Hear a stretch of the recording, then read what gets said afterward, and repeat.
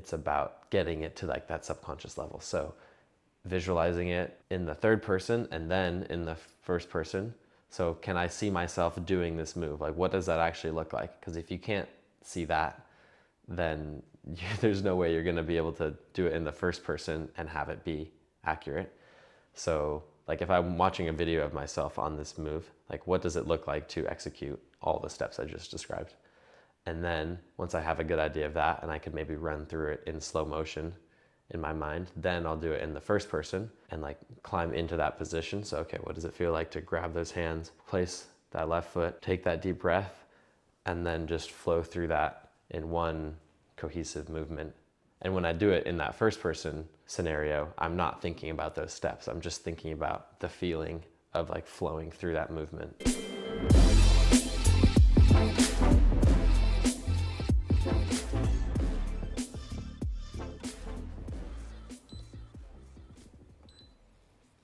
All right, Ross, we are live right now. Ross Fulkerson on the Testpiece podcast, making coffee. Very important part of the podcast. Oh yeah. Ooh. We're psyched. Ross, what pressure are you warmed up for this? Is this our warm up? This is pretty legit, yeah. I'm pressing quite hard. I hope they can hear that beautiful sound of caffeine. Ross, where are we? We're in Mallorca. Cheers, dude. Cheers. Cheers. To Mallorca. Yeah, life could be worse. Fantastic trip. Ross, what are we drinking? We got some espresso. Got the full flare set up here. What the heck is a flare? How do you have a full flare set up here in Mallorca? It's just a manual espresso machine that makes like really nice espresso, just as good as like any legit machine. But I flew it here and brought it in my carry-on. It's like 10 pounds of heavy duty steel. And then a bunch of beans from this coffee shop in San Diego called Necessity. Yeah, so Ross, we're in Mallorca and you're saying that you flew 15 pounds of coffee equipment just so you could have fresh espresso every morning. I feel like that's very in line with your YouTube videos. I feel like you are definitely on the espresso coffee shop tour right now. Yeah. Yeah. Yes, the short answer. But I mean, why not? Like I had space, had a good setup. It's making the day right now. It's a good way. It's a good like way to start the morning, you know? Go outside. We're like right next to the beach right now, which is pretty sweet. So if you hear some waves in the background, that's what you're hearing. I know. Do some stretching. We're doing a podcast, but we got video and we just wanted everyone to see our beautiful faces by having the sun come in. But if you were just flip it 180, you would see ocean, beach. We're definitely living the dream here in Mallorca for a little bit. And so I wanted to take the time to sit down with you and, you know, catch up. It's been 2 years, Ross, at least 2 years. 2 years is long enough that we only need to get any more accurate than it's been 2 years. It's been a minute. Yeah, so Ross, you were the first guest on the Testpiece podcast. Yeah. 2 years ago. That's crazy. A lot has happened since then. You have climbed a lot of things. You've competed a lot. You've picked up cams. You've plugged some cams. You've deep water soloed. You have been teaching clinics to help people keep up with you on the comp scene. Yeah, man. Let's start with what you've been doing these last couple of months. I don't know, like when did this big trip begin? I somehow joined here in Mallorca, Spain in October or something like that. Yeah. The last 2 years have been like a blur in the best way possible. And it's felt like pretty nonstop, but there's like right now it's so nice to be settled here. And this is actually the longest I've been like in any place, including my home in like, I feel like 2 years or something. So it's really nice to have the time to, just sit down and have a conversation like this. But big picture, I graduated school last year and the last year has been focused on traveling and competing, climbing outside, really experimenting with a lot of new disciplines and getting a lot of coaching experience, which has been amazing. Kind of just dipping into a lot of these other disciplines and areas within climbing and seeing what I can learn from them. And then moving forward, my goal is kind of to distill what the best practices are from all of those that allow you to kind of perform at your best, and then focus that all into a bit fewer activities this year. I mean, nothing wrong with the activities you've been doing. As I was about to fly out here, I was looking on your Instagram, and I think you were in Bishop, and then right before that you were at Nationals, and I was just resting. I took like 5 days off before coming here, and I just couldn't believe that you were competing in Nationals, and this is plastic, like the comp scene, very different from Bishop, which I think you were there. Was there like a clinic, or what was Bishop again? It was a photo shoot for Prana, but we were climbing actual stuff. It was a full day of climbing. I was able to repeat the mandala in like 70 or 80 degree weather, which I was pretty psyched about. That makes it the day after harder. Yeah. the day after Nationals. Jeez.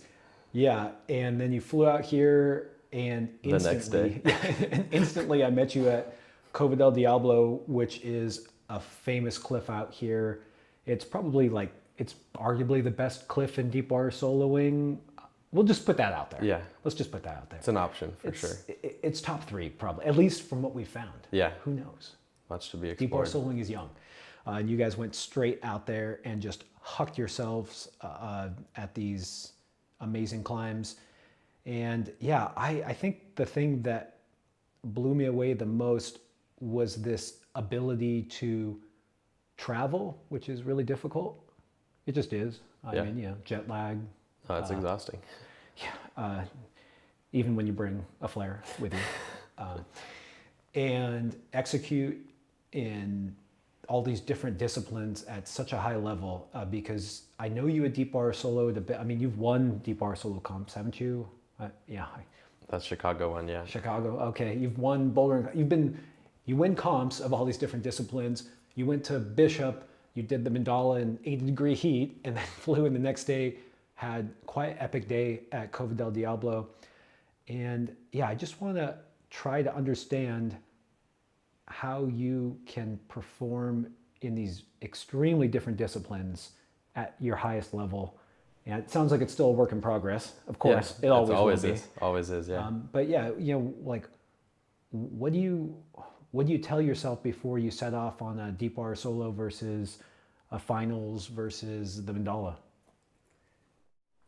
Yeah, I mean, it's kind of comes back to this idea of being present and having like that one goal in your mind and putting all your focus just into that. And then visualizing what success looks like in that specific scenario, because the movement patterns behind all of those disciplines and climbing on mandala and deep water soloing and competition stuff are actually pretty similar. And we can get into more of those specifics later, but it's not all that different. And I think I'm pretty used to, at this point, trying lots of different movements and testing myself in a variety of positions and environments, essentially. So once you kind of have those fundamentals of like how to execute a move, you just repeat them in that specific environment, and it kind of gets me in that headspace where I'm ready to perform.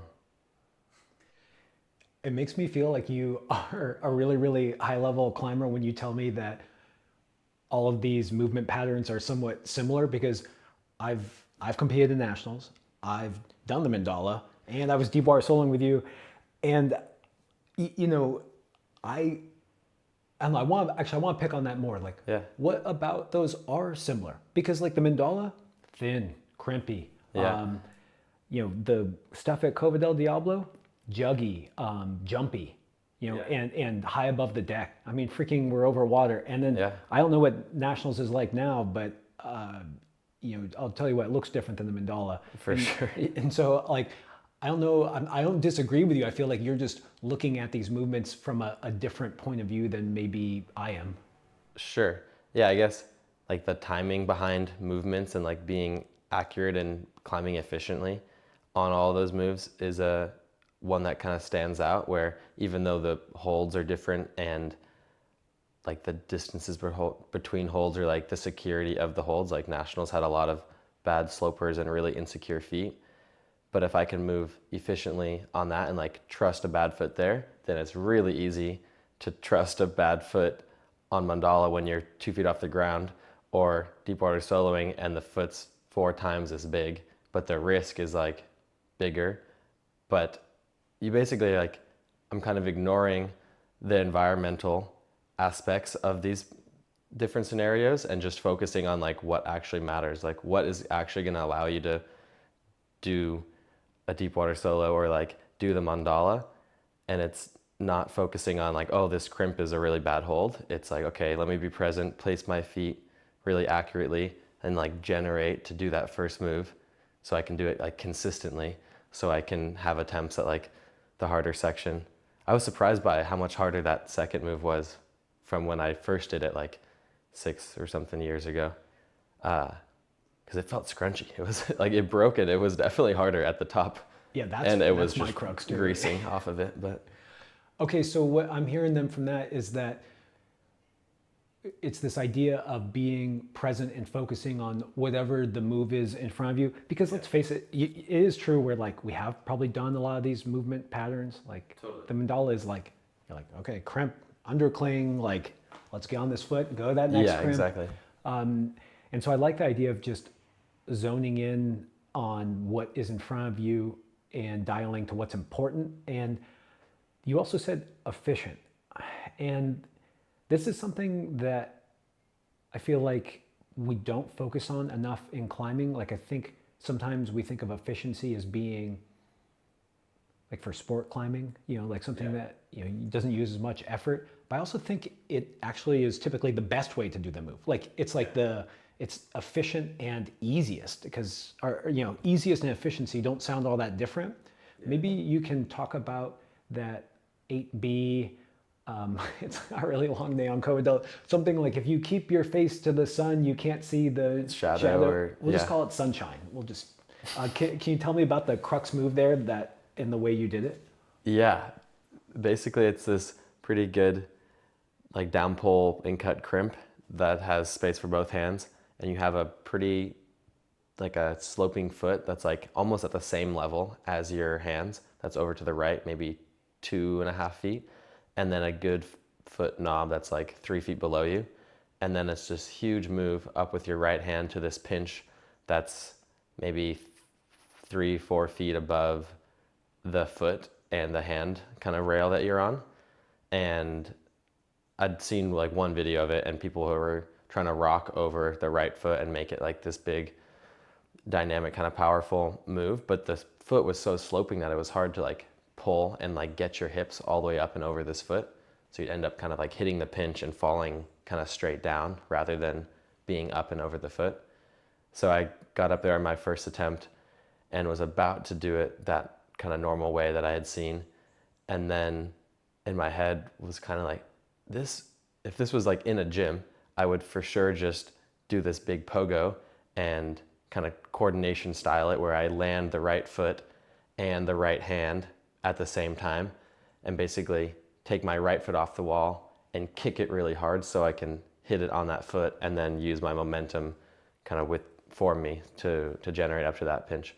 So I went for that and just barely missed the pinch, and then next go was able to do it. And it was still like a hard move. It's like it's a one move 8B basically. But it was really fun to feel that like execution work in that setting, and kind of trust my gut of like, okay, this is for sure easier this way, harder from a execution and like technical standpoint, but it was within what I thought was like doable for myself.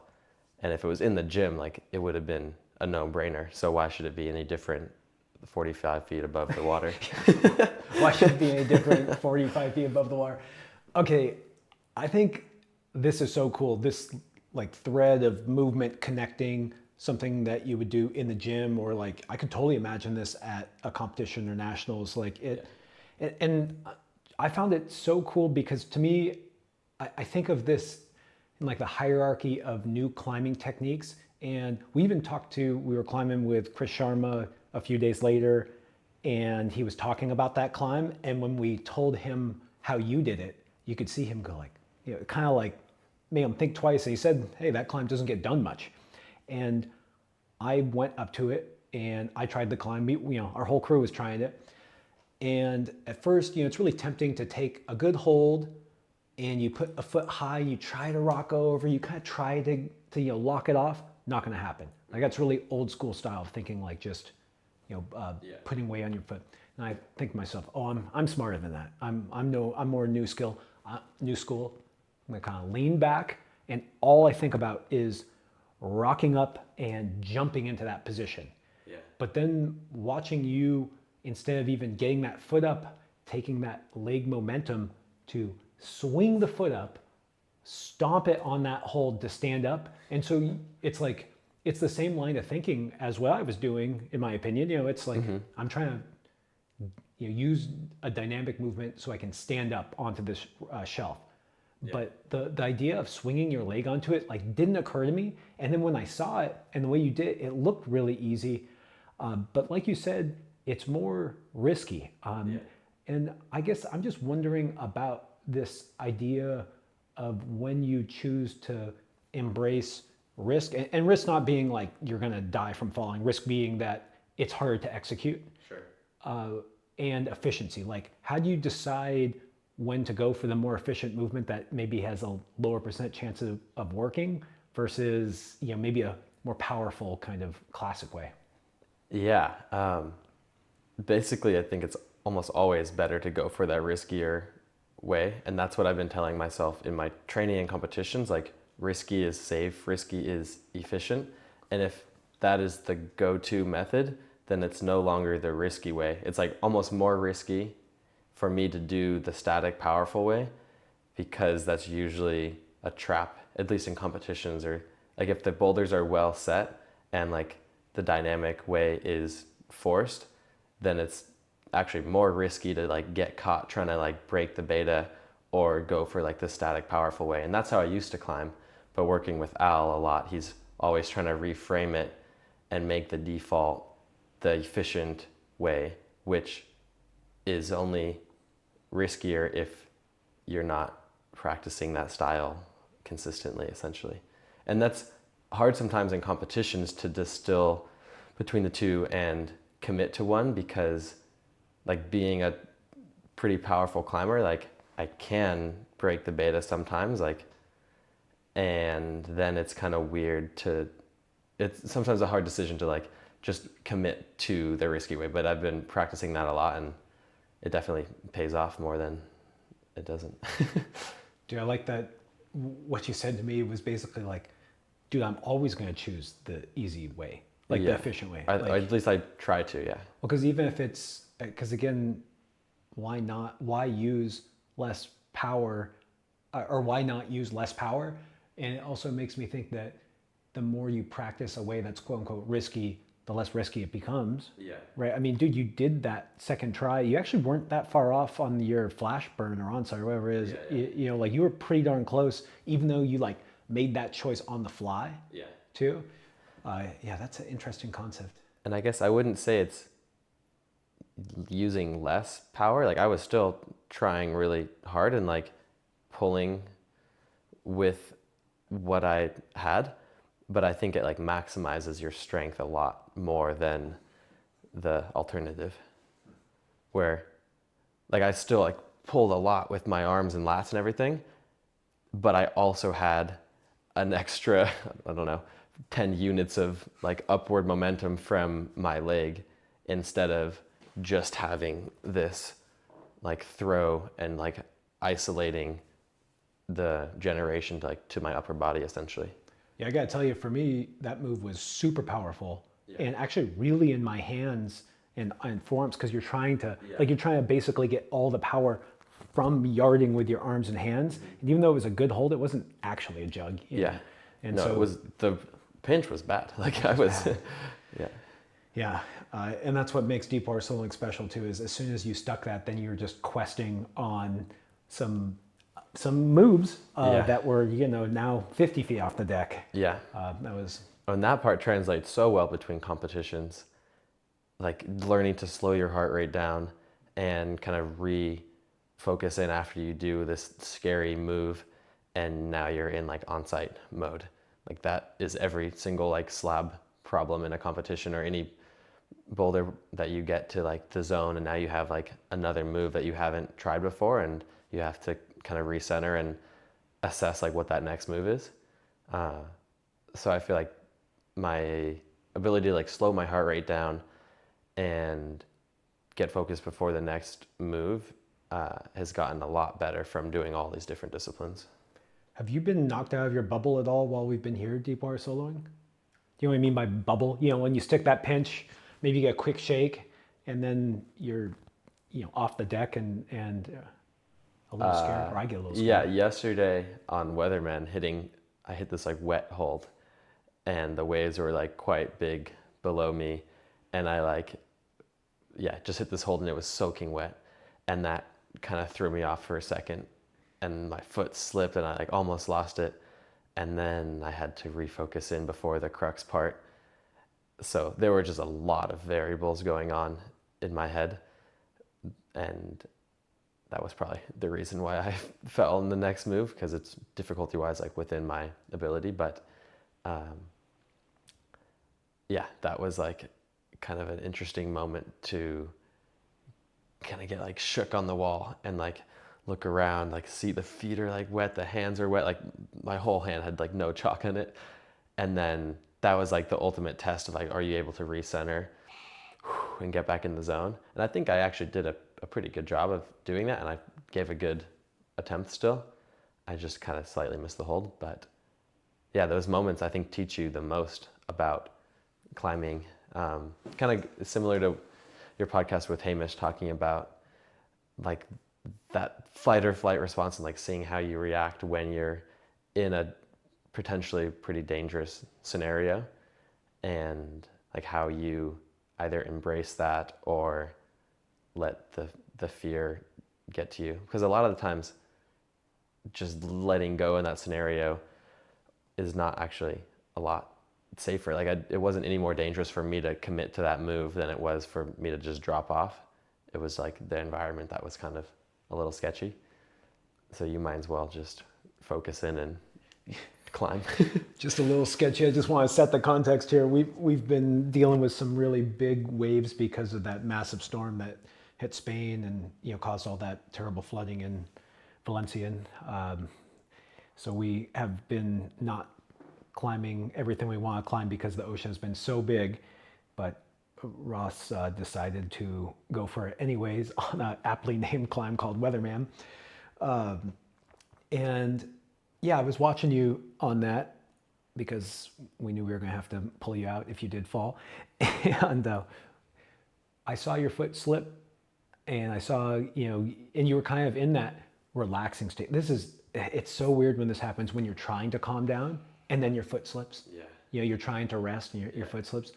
And I saw you, kind of like recover, and I saw your foot slip again. Yeah. At least one more time. You may have even slipped three times. It was quite wet. Yeah, it was really, really wet. It's just something that I know the stakes were pretty high, because if we want to, we can talk about that story of pulling you out. But it's something that I really struggle with, and I'm guessing that you encounter it even more in competition, is when things start going poorly for me, your foot slips. Yeah. Or like I'm on an onsite, like this happened to me. I mess up the sequence. Like I was trying to do that one thing in that Mega La Reserva cave. Yeah. And I really committed to making this clip, and I couldn't make it because it was too far away. Yeah. And all of a sudden, my heart rate, just totally, and I like backed off, tried to like get to a rest. But honestly, man, I think I had kind of like given up. Sure. And the thing is that maybe that's okay when I'm just doing my thing, it's just me. But when that happens to you on like boulder number 2, just can you take me through what you're talking to yourself on Weatherman as the waves were pounding and your foot slips twice, and maybe you can connect it to some of the experiences you've had while doing competitions as well. Totally. I think the simplest kind of cue there is like you have time. You always have a couple seconds to just take a deep breath and recenter. Even for that clip that you're talking about, the holds were good enough for you to just slow your heart rate down. And then whatever you're going to do after that is going to be way more calculated and efficient. And that goes for literally every single like decision you're making, essentially. Like if you're in traffic or whatever, like just take the deep breath before you like get stressed and like let your heart rate go crazy high. So that's definitely something that I practice for competitions. And just being aware of kind of where your mind is at and like what you're actually thinking.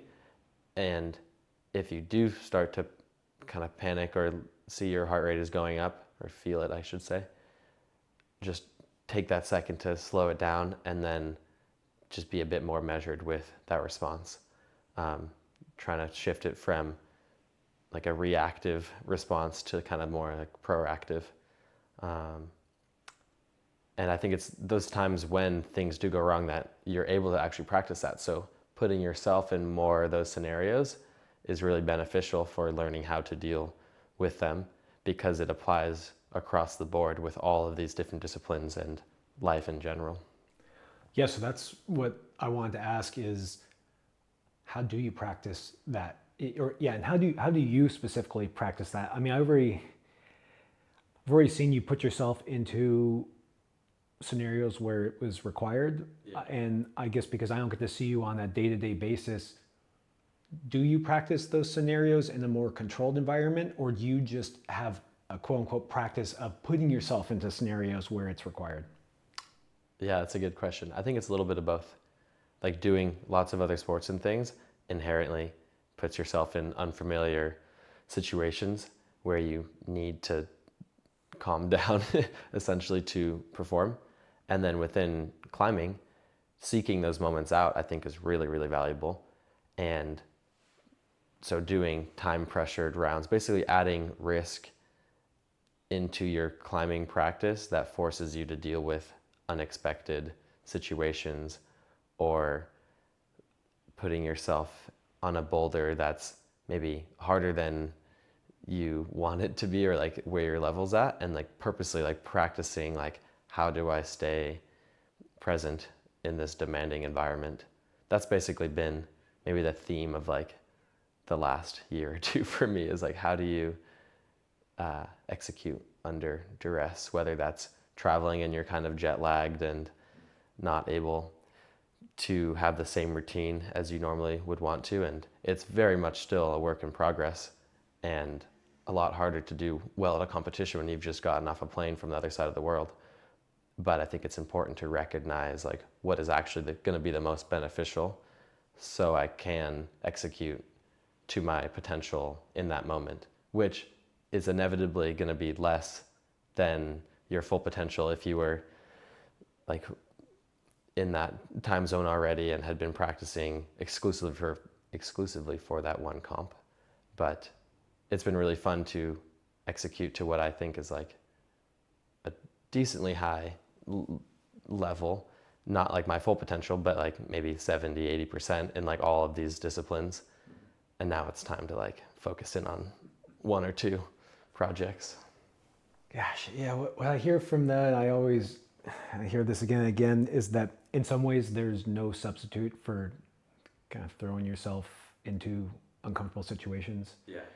And I think the thing that I've been trying to do for a long time now is that when I end up in those situations, I try to make my reaction kind of what you're talking about, kind of like, and I fail repeatedly, but this idea of, okay, take a breath, yeah, and then do the best that you can do and really commit to it.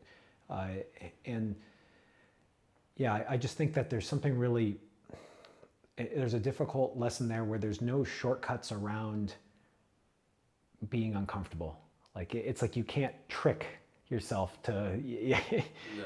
You have to kind of put yourself out there. And actually when you did fall off of the Weatherman, unfortunately, and the waves were big, and we had to throw a rope down with a floaty. Basically, you're getting sucked out to sea. It was kind of bad. It was, yeah. Okay. In my defense, it was definitely way more powerful, and the ocean is like extremely powerful and dangerous sometimes, and you need to give it a lot of respect. And I hadn't calculated how much water was going to be moving away from the wall. So yeah, when I landed, it instantly just started getting kind of sucked out to sea. And I was like, instead of fighting this current, I'm just going to slow my heart rate down, take the time to like get my shoes off so I can actually swim well. And I was like, worst case, I can just float out here and swim like a mile around to the best place to enter, like on that beach. But it did take a good amount of effort to like stay calm. And that was a great example of like, it took all of the techniques that I have, like these double inhales. Like I was closing my eyes and just trying to really slow my heart rate down while I was thinking about these different options. And then I saw you guys were up top scrambling to throw a rope and floaty down. And then I was like, okay, like this is going to be totally fine. But yeah, for a moment I was like, oh damn, this is legit.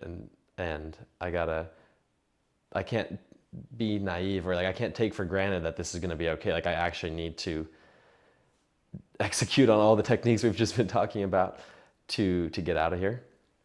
But yeah, I guess I'm not promoting you throw yourself in situations like that all the time, but I do think it's valuable to try and seek kind of those scary moments at a lower level. So you didn't hear this, but as we were hiking out, so a couple of the other island boys here, we had Bryce Belshin, we had Marco Giacomangeli. There you go.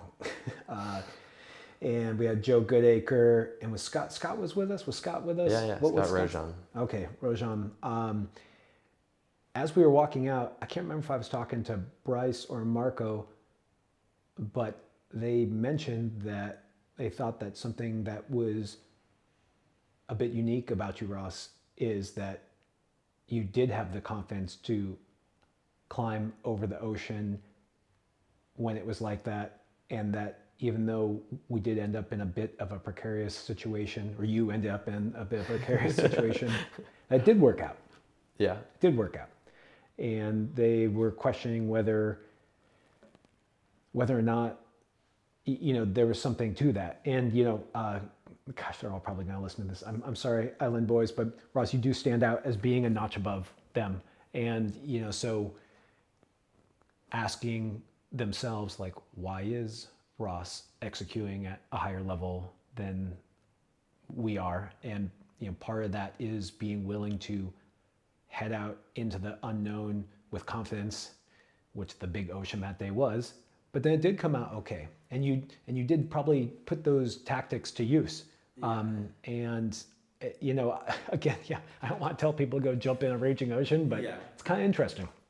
Yeah, there's definitely something there. I mean, it comes back to just how you practice and how you train. Like that confidence isn't an accident. Like I live walking distance from the water, and I've been swimming a lot the last couple months, like every other day, like a half mile type of vibe, and constantly like in big surf, like surfing. So I feel pretty confident in that otherwise very demanding environment, which is the same thing I'm saying for like comp moves. Like seek out those uncomfortable positions that you're going to be tested in a competition, and if it's within or close to within that kind of challenge skill ratio, then you should go for it, like, and have the confidence to know that things are going to be okay. And maybe this was an example of pushing that a little bit too far, but I am pretty confident that had you guys not been there at all, like I would have survived. It wouldn't have been a fun experience, but that was kind of like the underlying confidence that allowed me to like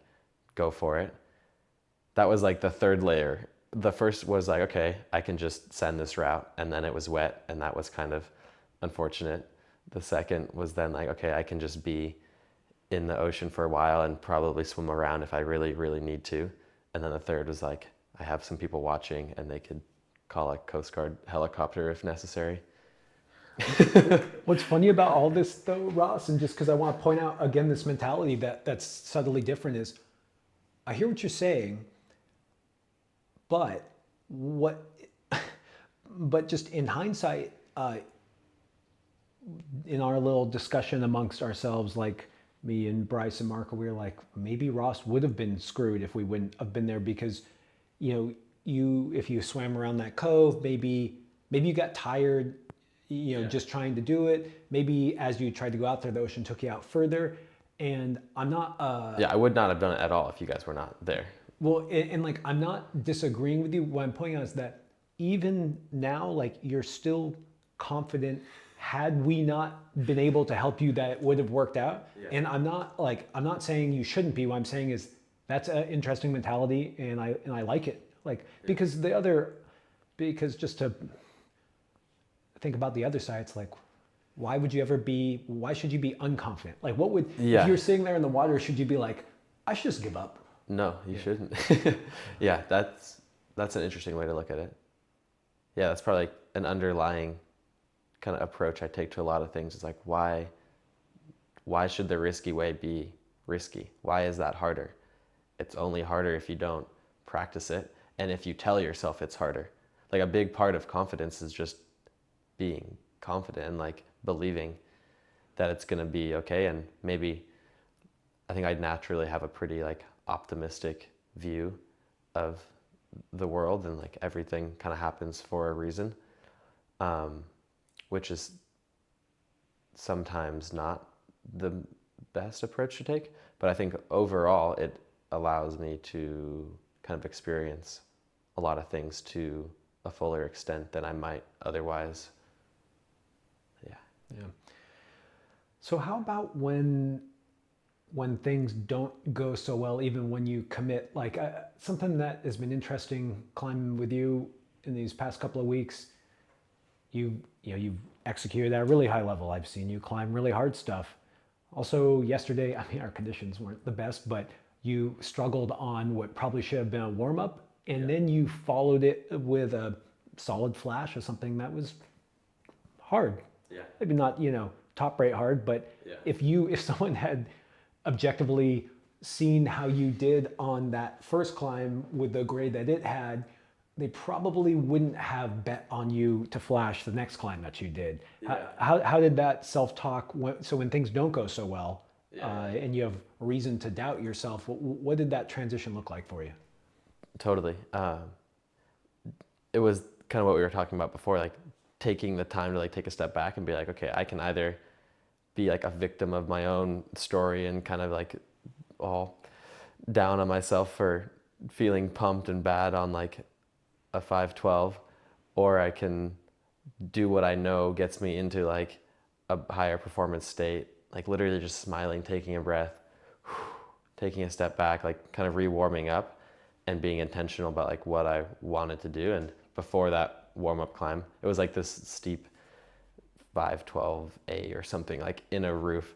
I had like very little intention of like what I even wanted that day to be. And that was right after getting out of the ocean and being in a very draining environment. So I kind of was like, oh, like I don't even need to climb anymore today. And then after feeling not great on that route, I was like, you know what, like I still have the energy to climb well. I haven't done that much climbing today. Like I want to climb well. Like if I'm going to climb, I need to climb well and for myself, right? Like that's just kind of fundamental to like my philosophy is like, if you're going to do something, try and do it well or as well as you can in that moment. And I think I compromise how well I can do in that moment a lot of times with like what I do before, but that's another discussion. So yeah, then I kind of took it a bit more seriously, and even, maybe seriously is the wrong word, but just more specific to like what I wanted to do. I was like, I want to do this route, and to do well on this 514, I need to warm up my fingers, get my hamstrings warm because there's like a heel hook, so I can have that confidence and truly believe in like that confidence. And that's very much applicable to competitions as well, where your brain knows if you're trying to like kind of trick it, or like you can have that false confidence, but it doesn't usually work all that well. And I think it's still beneficial to kind of try and curate that confidence, like in the moment, it's always better to just be present, and no matter what your training is, like just be confident in your abilities in that moment. It's not worth fixating on like the shoulda, woulda, couldas.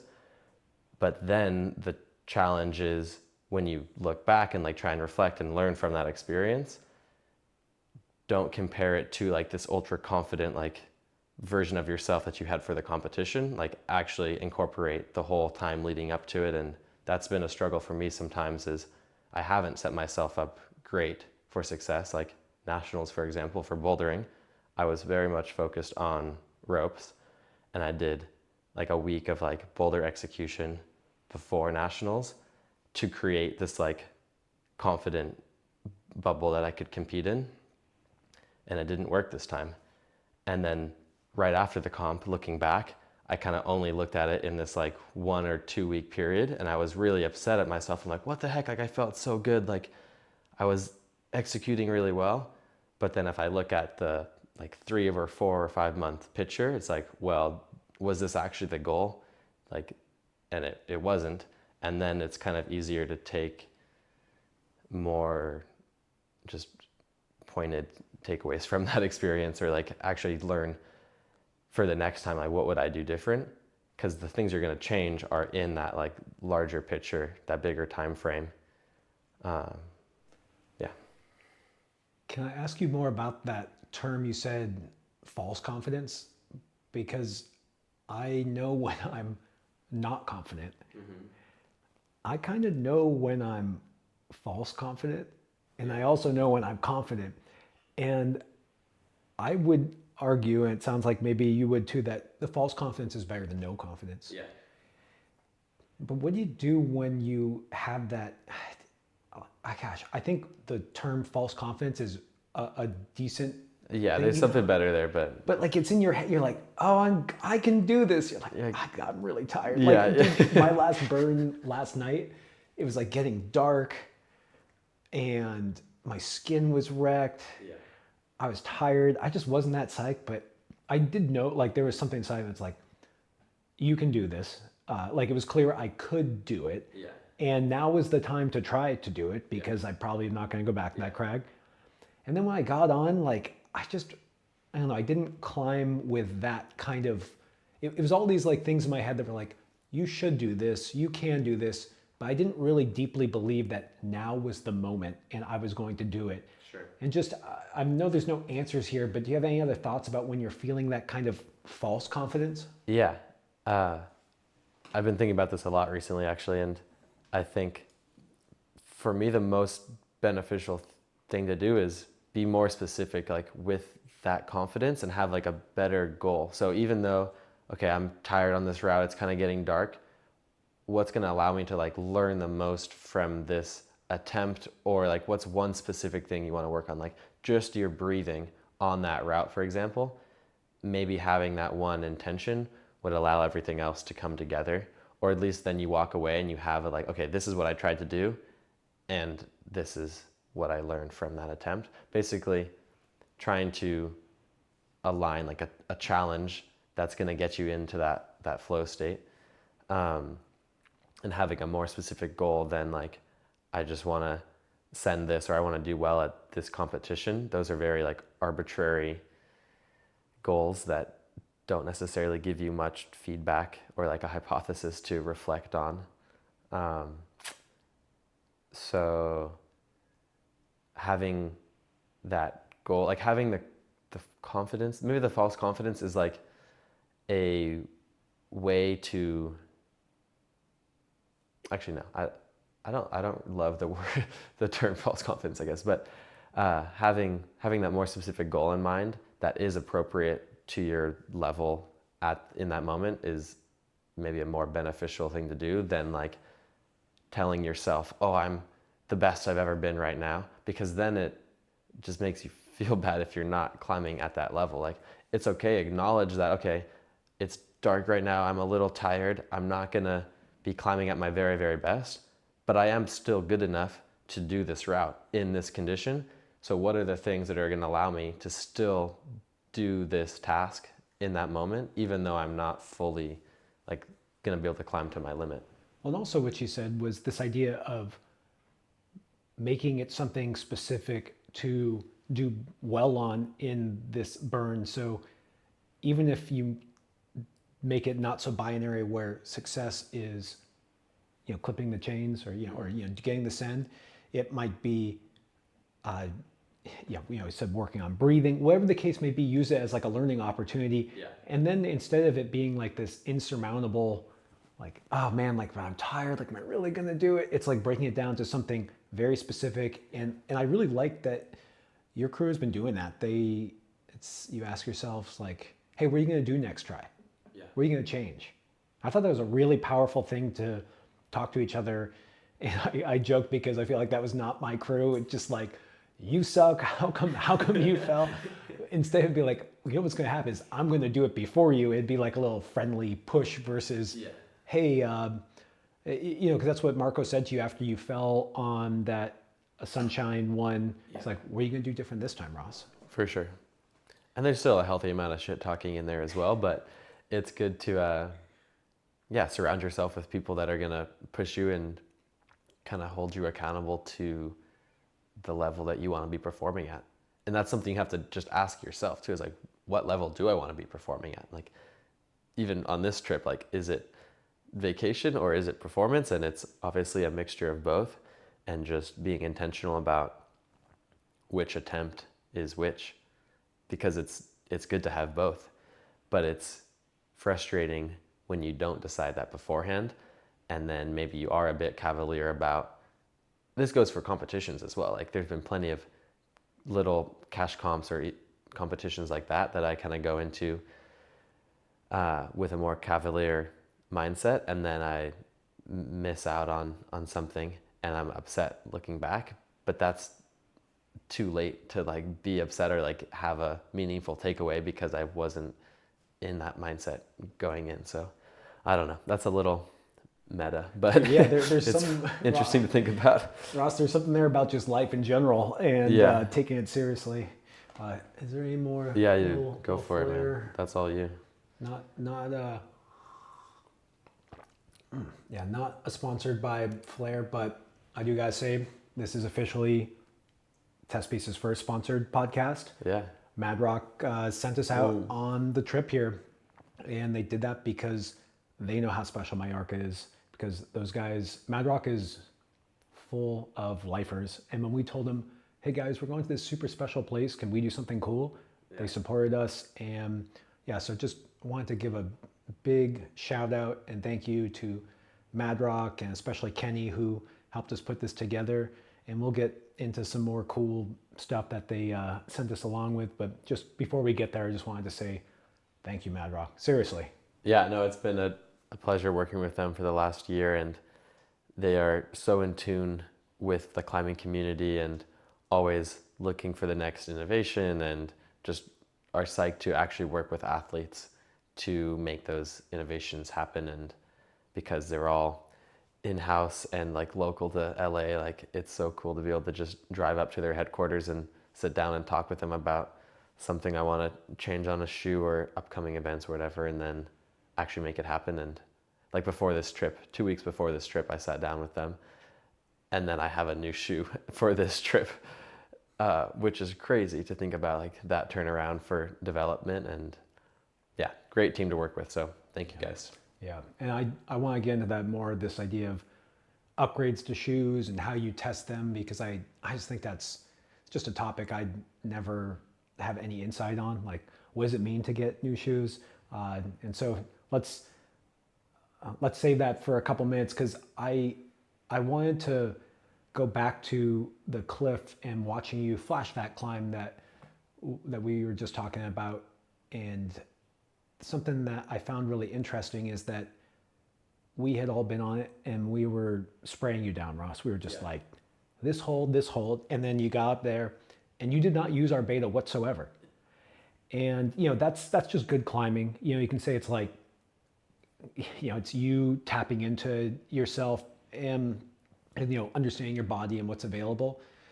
But I also wanted to kind of contrast that, maybe not contrast that, but again, tie this thread between something like Bishop, where there is not so many choices. There's kind of less feet in something like Bishop than limestone climbing. And just understand kind of how you approach efficient movement when you have such a myriad of choices. Like to me, it's easier on, say, like a moon board when you're like, this is the foot, or it could be this foot, and you think about that. Here on limestone, there's a lot of feet, there's a lot of holds, and you're doing a lot of things first try. And that's, or even second try, where, even if you do something second try, you don't have that much time to sort out perfect beta. And the beta that you've been using looks good for you, man. Looks good. And so just kind of take me through, how you think about beta when you have a myriad of choices, or if it's, more intuitive, or just, walk me through that process. Yeah, it's a good question. Ultimately, I want it to be very intuitive and to not be thinking about it, but it's definitely been a bit of an adjustment. Like, I haven't climbed on this style of limestone too much, and especially on the steeper stuff, there's so many three-dimensional feet and these tufas to grab, and I feel like in some of my warm-ups, I've just been like mesmerized with all the holds and climbing a lot slower than I would want to be, like on a really hard burn. But that, what was it, 8A plus? Yeah, something like that. Was kind of a good example of just getting into that mindset beforehand of like, okay, I have a decent amount of like familiarity with the holds because you guys did spray me, and then just starting the climb, like the first couple moves, setting the tone for what that climb is going to be like with your breathing, with your pace. So when you get into that harder section, you're already warm and your body's like ready to just pull, even if things didn't feel great. Because a lot of those holds, I did not hit like perfect, but I was just locked into that kind of try hard mindset and ready to pull through or move and like make the necessary adjustments quickly, not like kind of be in that third person like observation mode of like, oh, this hold feels bad. Like, what does that mean? Or like, it doesn't matter what it means, fix it. Like, do something to make it feel better, or like move to the next hold. Like, not getting caught up too much in the little details. Basically, like, it goes back to that comp kind of mindset of, in that moment, what can you do to actually get closer to like your goal? And it's not like dwelling on the minutia of like, oh, this kind of doesn't feel as good as I imagined, or blah, blah, blah. Cause like on that crux move, that hold felt way worse than I had like visualized it. But I was very quick to just like keep going through the sequence and basically forget about that hold. I was like, okay, I'm gonna need to pull harder than I anticipated on this little crimp. But the most efficient way to keep going is like just to keep going, not think about it. Yeah, what I found really impressive about that first try go was that we had sprayed you down and you did not use our beta, and you did not use our beta confidently. So to me, I often get sucked into hearing people's beta and then I just use it. It's like, okay, like these are my friends, like, they just did the moves, like they know what to do. And then you did those moves entirely different. And I think that's almost in some ways, I don't want to say it's more difficult than on-site, but it's like you had to get to these moves and then throw out what you were told to then choose a different way and do it confidently. Yeah. And you see what I mean? How there's like a subtle difference. difference It's a lot of decision making. Yeah. And that really surprised me. Yeah, that is really fun when you like are able to listen to your gut and make those decisions really quickly. For me, that's like the most rewarding part of climbing, is when you get to a challenging move and you can intuitively like switch up what you're going to do and execute something. Like, that's what gets you into flow. And maybe that got me into a more heightened state than I would have been in if I knew exactly what I should have done.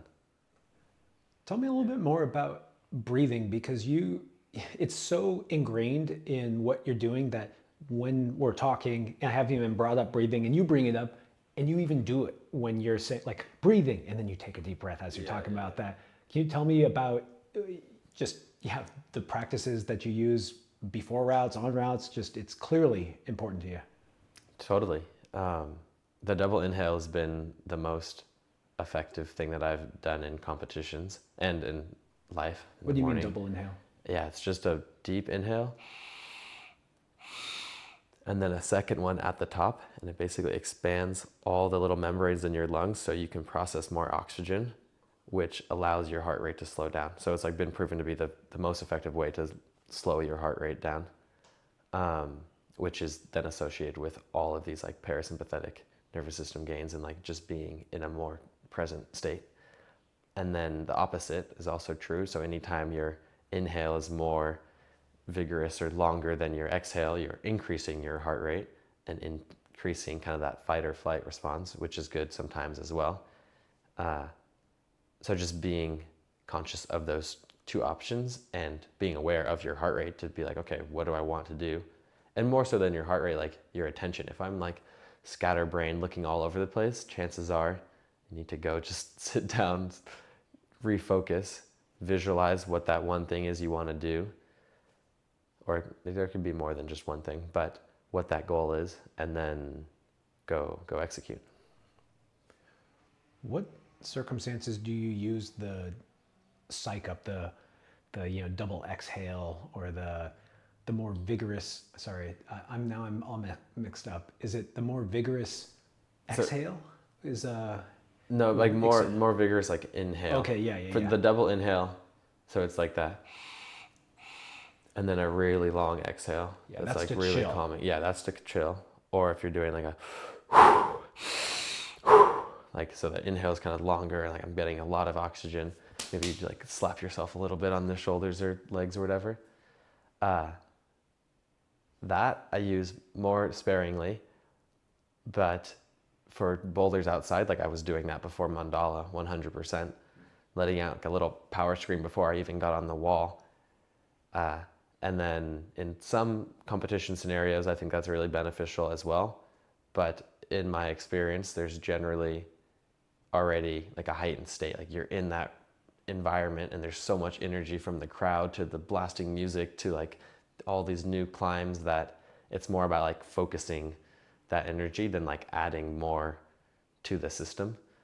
But people are on both ends of that spectrum, and I would very much encourage people to kind of figure out when they perform the best and at like what level of energy and focus like do you actually climb your best, because it's going to be different for everyone and it's going to change between climbs. So walking up to a slab climb, I'm like, okay, I want to be at a much lower state, and if I need to increase that like sympathetic response, that fight or flight, then I can like do that on the wall. Like that's pretty easy for me to do.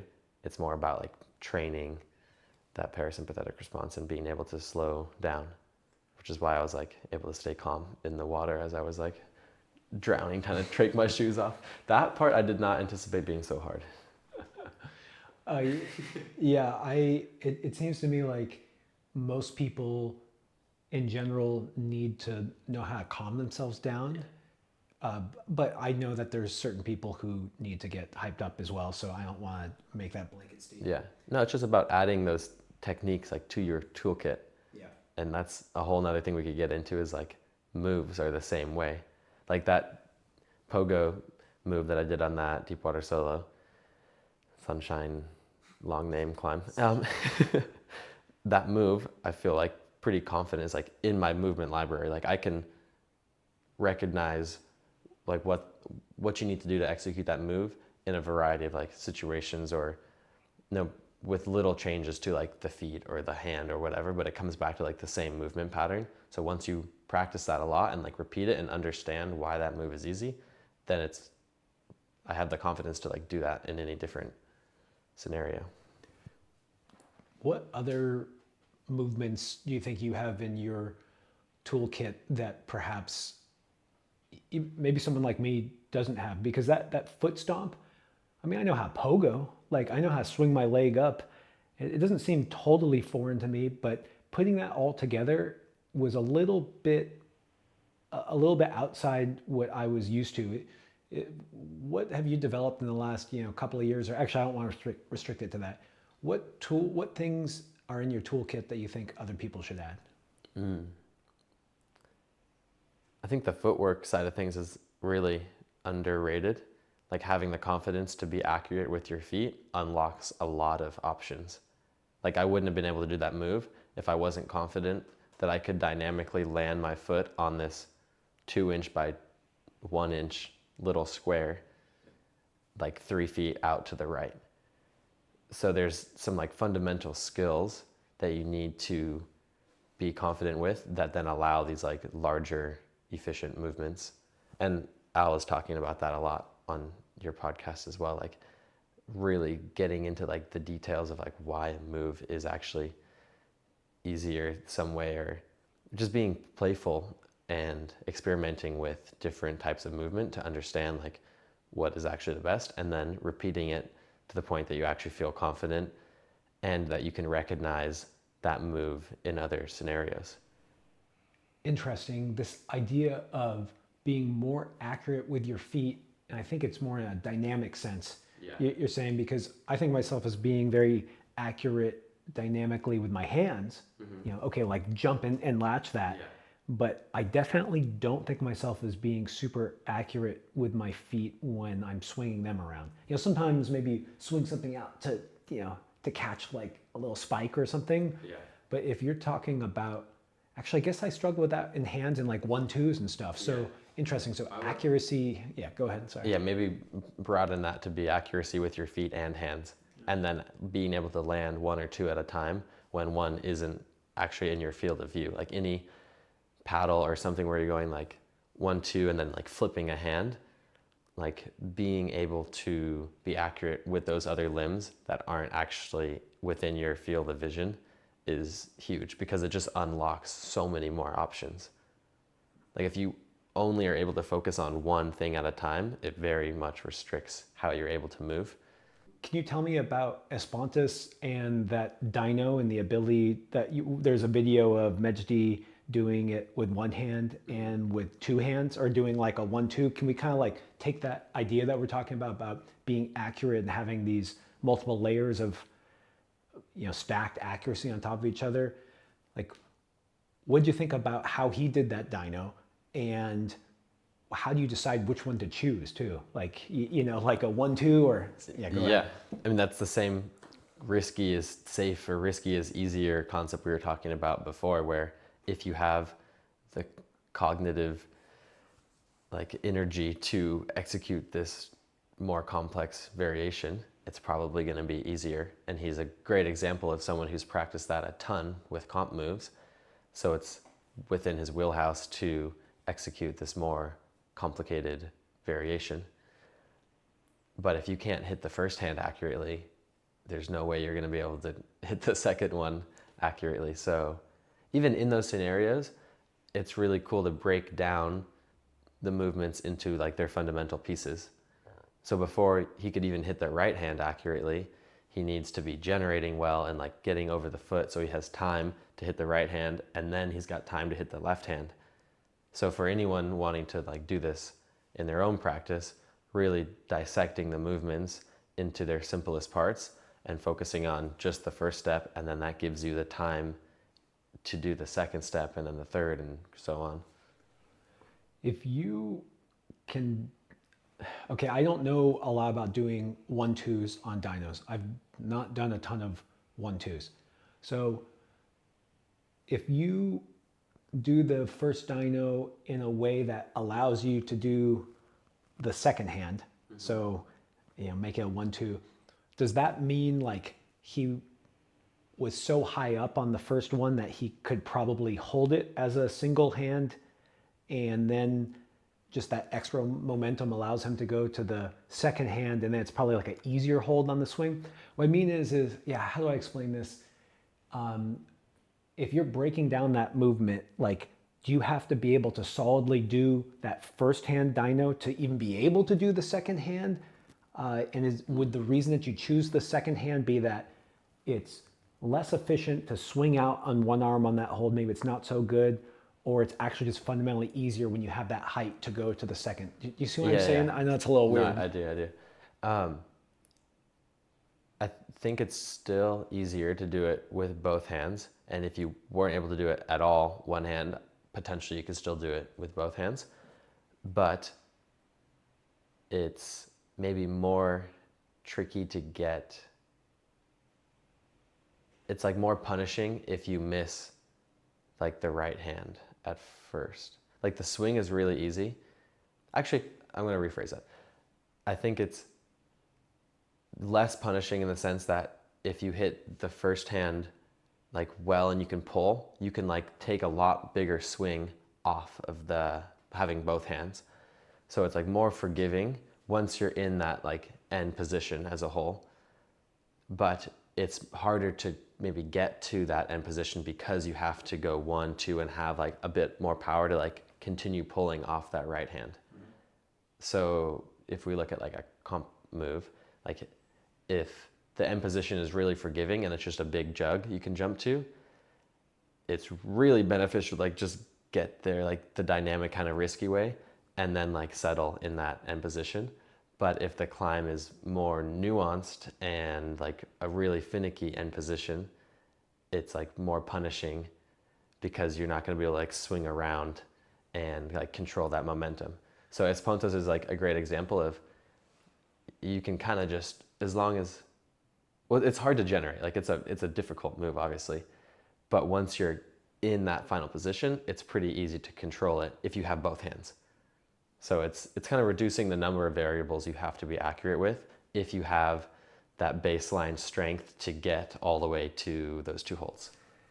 It's so cool. It's just cool seeing this evolution. Like when dynos first came around, it's that same thing where, look, if you can dyno to that ending position you're talking about is forgiving. Like the hold's good. We can swing around on it. Don't stress. You get your hand on this, you're good to go. Yeah, Now Lost what you're Cotton saying, style. Lost Cotton, exactly. Yeah. Perfect example.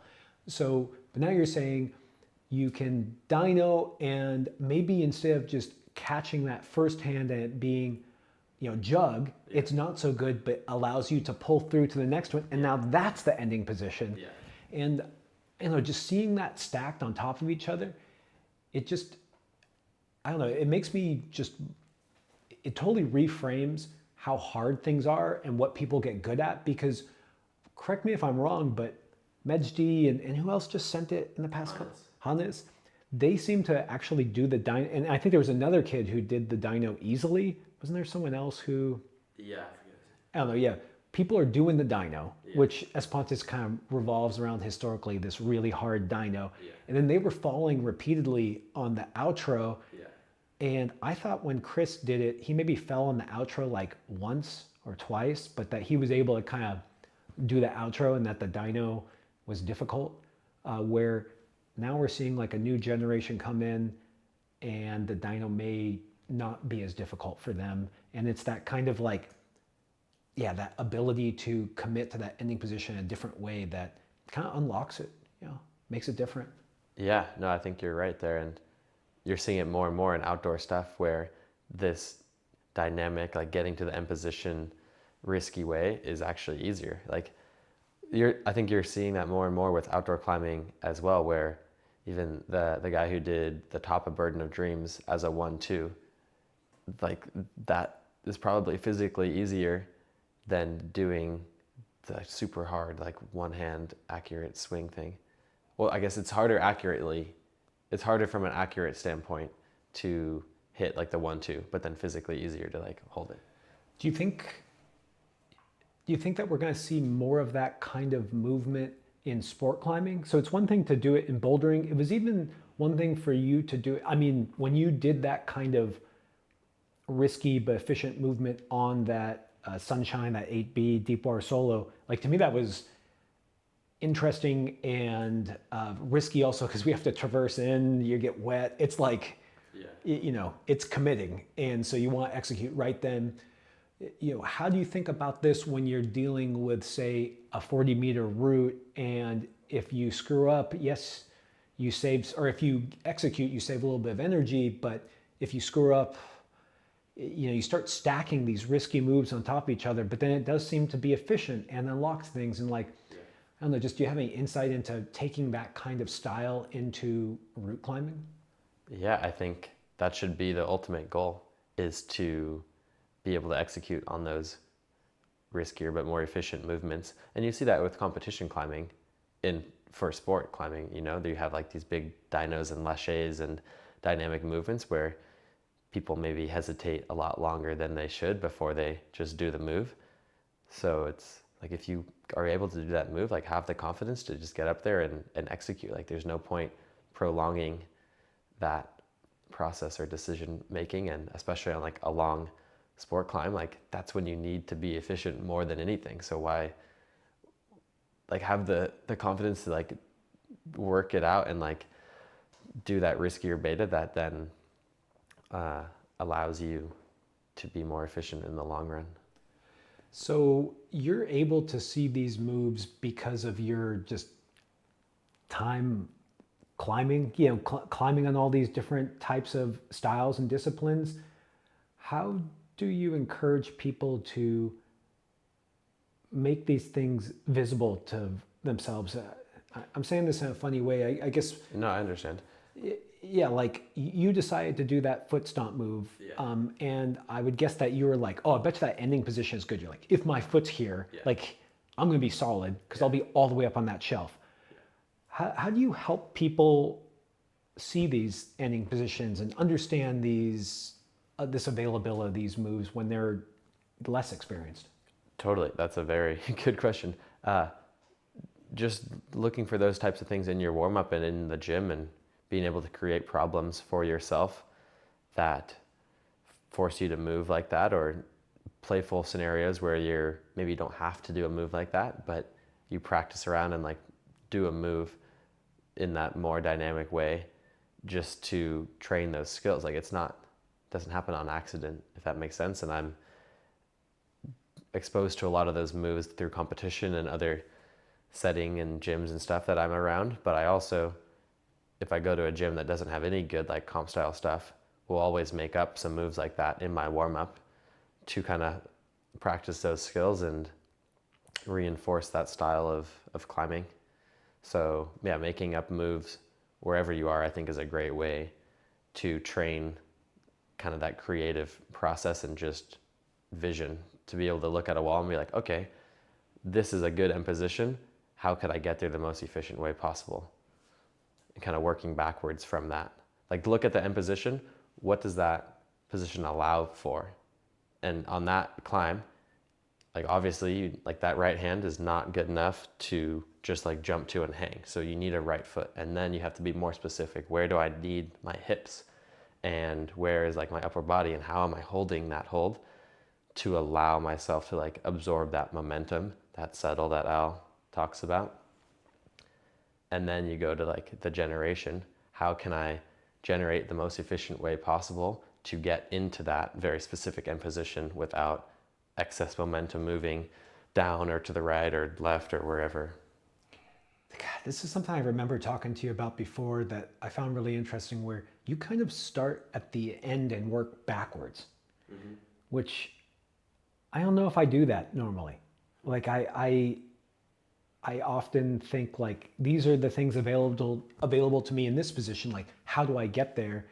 And I just think there's something like really interesting about reversing that process and saying, okay, I know I can hold this position.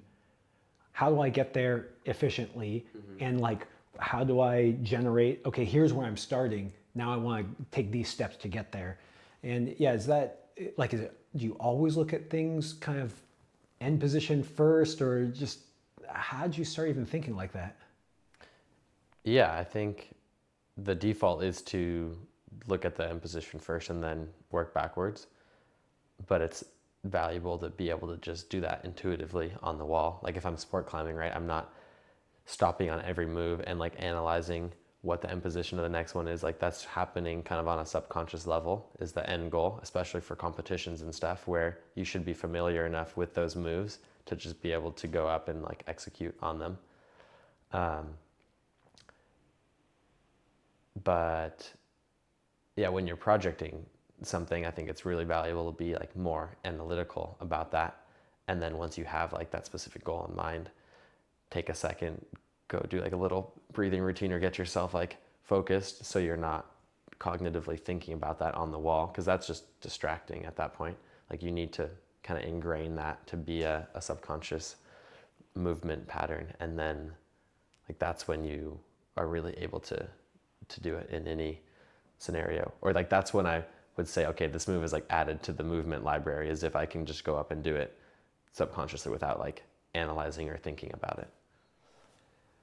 Yeah, watching you do that move on that kind of foot stomp on that sunshine climb definitely changed how I thought about the movement. And after I tried to kind of do that same thing where it's like, okay, how do I want to end up? Like, what position do I want to be in? And so I mean, I only tried it twice, but my big change, because either you or Marco said to you, what are you going to do different this time, Ross? And so I asked myself, okay, what if Marco said that to me?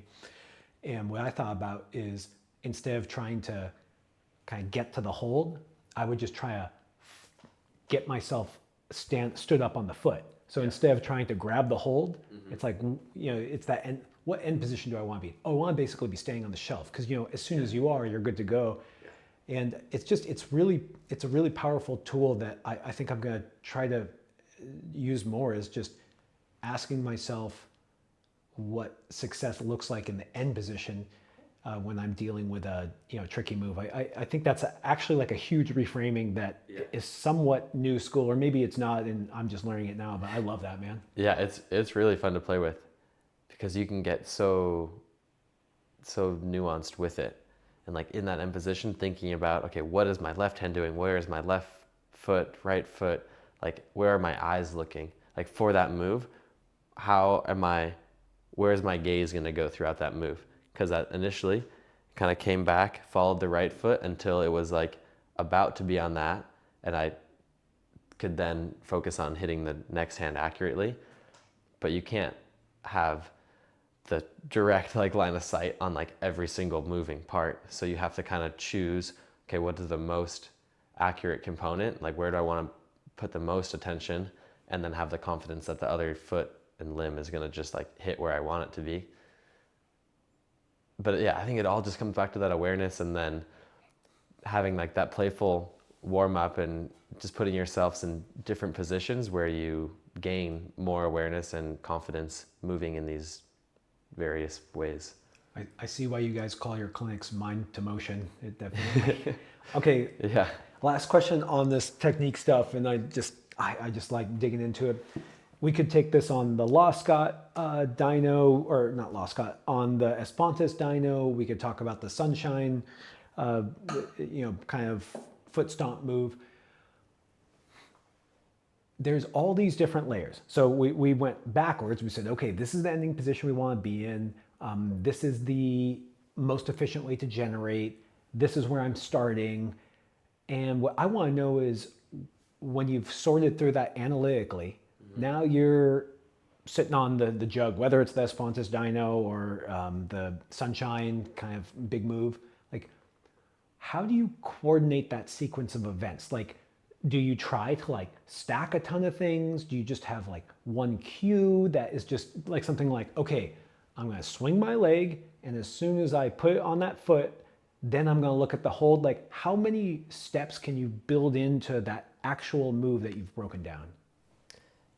Yeah. So when I'm being that analytical, yeah, maybe it's 4 or 5 kind of steps that I'm like, okay, do this, like kind of these check marks. So like placing the left foot is like the first one, having the like left hand and right hand set up, and then kicking back into that extended position where my right leg is way behind me, like to the left, and I'm sinking down on the hand, so I have like this space and like the energy to like pull with my arms and kick with my leg, so I can coordinate that generation, and then hitting the foot and hitting the hand, and then continuing to kind of like pull up into that final position. But then once I've thought about it like that, it's about getting it to like that subconscious level. So visualizing it first in the third person and then in the first person. So for me, it's really helpful And there's a couple studies that have shown this to be efficient as well for learning new patterns or ingraining movement patterns, like visualizing it in the third person first. So can I see myself doing this move? Like, what does that actually look like? Because if you can't see that, then there's no way you're going to be able to do it in the first person and have it be accurate. So like if I'm watching a video of myself on this move, like what does it look like to execute all the steps I just described? And then once I have a good idea of that and I could maybe run through it in slow motion in my mind, then I'll do it in the first person and like climb into that position. So, okay, what does it feel like to grab those hands, place that left foot, take that deep breath, and then just flow through that in one cohesive movement.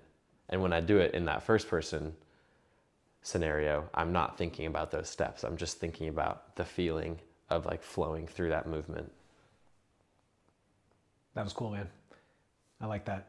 So just to break it down, so analytical, decide what that ending position looks like, think about the best efficient movement through it, know where you're starting and how that's going to get generated into it, then visualize it in a third person as if you were watching yourself, could be someone, but yourself doing the movement so you actually understand what those mechanics look like, and then re-visualizing yourself doing it from a first person point of view and not necessarily going like A and then B and then C and then D and then E. It's one feeling. Just fluid. Yeah.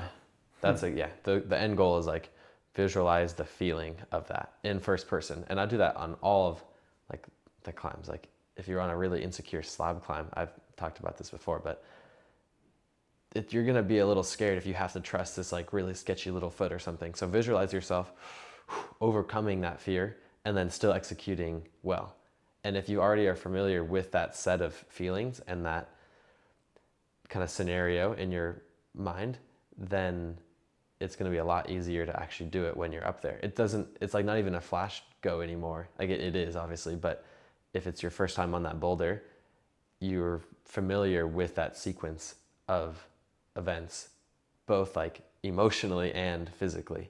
Like, oh, I've got to this really sketchy, precarious slab move or whatever, and I've already visualized myself like taking that breath and then stepping over the foot and trusting it and succeeding. So that's a lot easier now to do that when you're actually up there. I'm really interested in that thing you're doing there where you're going from third person to first person. And sometimes you need to like run powerful. it back. Maybe you do the first step and then the second step or even the third one, and then that feeling doesn't really make sense. So you have to kind of look at, okay, the third person visualization, is not super fluid here. I could be more efficient in this way. So then I go back to the analytical side and kind of make that adjustment and then rerun. It's like a program in your head, you know? You like type it out really analytically and then kind of run it so it's like smooth, and then the first person is like hitting play and like watching the render and like seeing what it actually looks like. That's hilarious. I like that. It makes me think of an argument I've made around why hard climbing is so fun.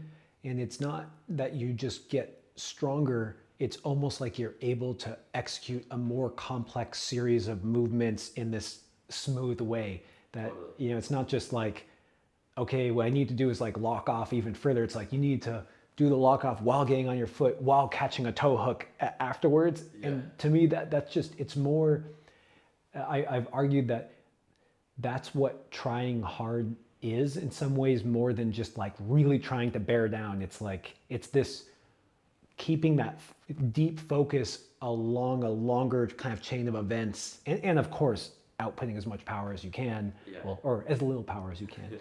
And so that's just, all right, man, that was... Yeah, that's a cool way to think about it. Yeah, climbing's so cool like that because we don't know. There is no limit to the number of complex moves or sequences you could string together. And because every single move is different than like a move before, there's so much room for variation and like that problem solving process. And then you add like the time component. Like competition climbing is crazy. Like what you're asking your body and mind to do is so cool, and it's a pretty new sport, So there's so much to learn in terms of streamlining that process, and then especially adapting it to other climbs, because in a 4-minute round, like, you can only climb physically that hard, which is why we've seen like so many moves get like crazy from a like execution standpoint. And like those World Cup climbs are obviously quite hard, but like physically not crazy hard compared to like Burden of Dreams, right? But then imagine doing like a Burden of Dreams level difficulty sequence that's like also technically really difficult, and like coordination style on that, like it's kind of, the sky is the limit. It's coming.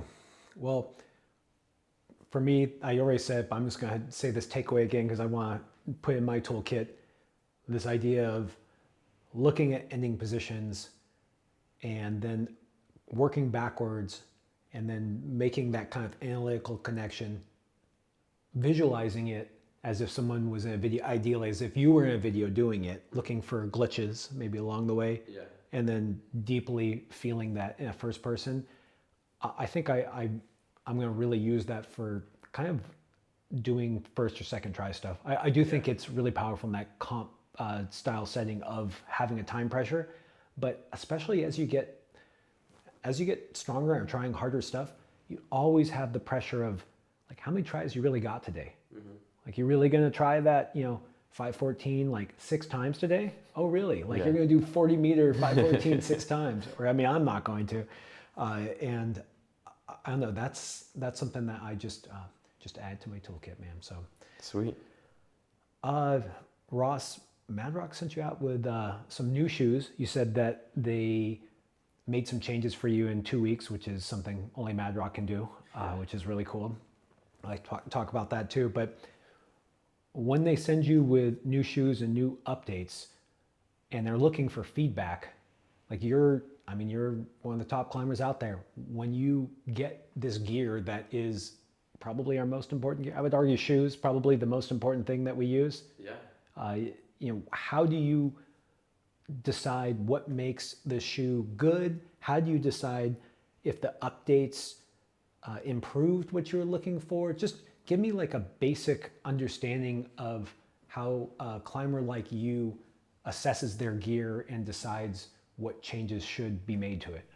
For sure. I think the first step is just understanding the different components of the shoe. So for me, that was really cool to go sit down with Kenny at the headquarters in LA and actually look at a dissected shoe, like literally every single component of the shoe, like the midsole, the rand, the 3D molded rubber or a not 3D molded piece of rubber, and understand the differences of like what that does to the shoe, the tensioning of like the different rubber pieces, how the heel cup is like fitted and molded and tensioned, and all of these different materials and options. And then from there, it was a lot easier to be like, okay, I want this shoe to be able to stand on a volume better. How could we make that change? Or how does like the thickness of the rubber or like how you sand the tip of the shoe dictate how it performs on like a slopey little foot versus like a really tiny 4 mil like Yosemite granite little foot jib type thing. So it was really interesting to learn about how they design their components and change that up between shoes. And then for me, when I put on a new shoe, kind of the first thing I do is go jump around on some volumes and just see how it feels on my foot. Like, I don't want to think about it as a tool that I'm using. It's like part of my body essentially. So what does it feel like to pull with it in a bunch of different directions? And I think I stand on the volume first because that's one of the most like insecure type of holds and most demanding types of holds, I think, for a shoe to perform well at. Because if you're putting like 100% of your weight through that rubber, like that's a really difficult thing for the rubber to do. And it's just purely friction, and it's testing how the rubber is interacting with that hold and your foot.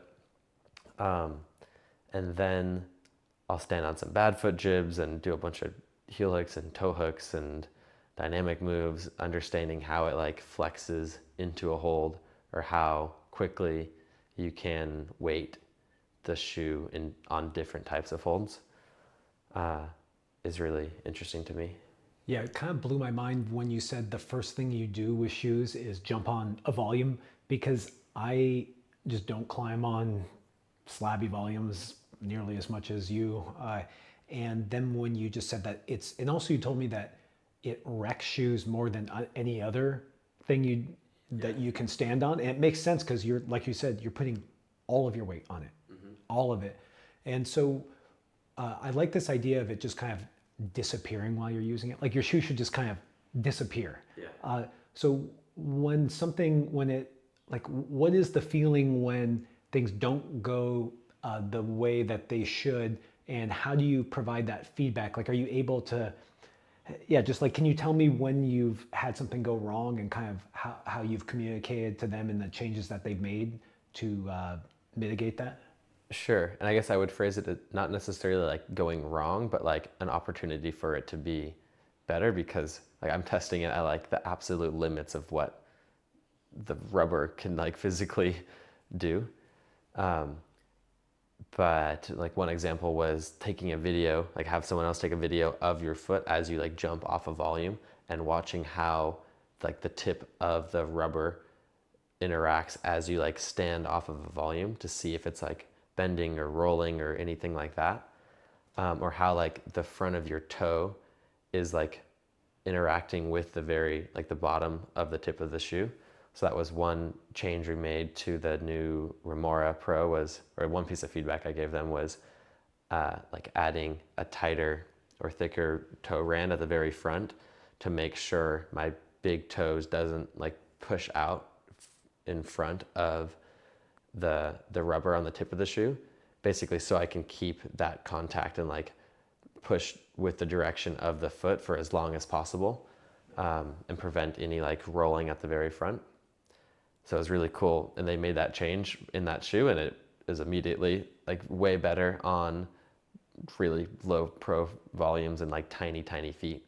But you're only going to notice that if you have someone testing it at the like highest level. So I think it's really cool that they actually use their athletes for that and get that feedback in like the most demanding environments, because then that trickles down to the everyday consumer, and they wouldn't necessarily know that because they're not doing that with their shoe, but it is making it a better shoe on all types of terrain.